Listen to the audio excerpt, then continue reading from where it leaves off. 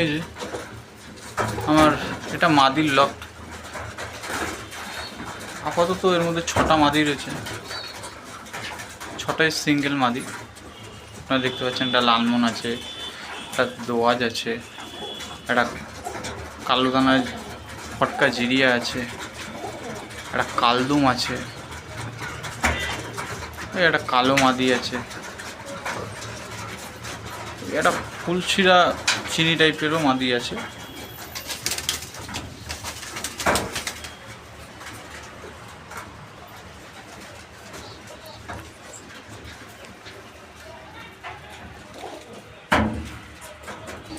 আর এই যে আমার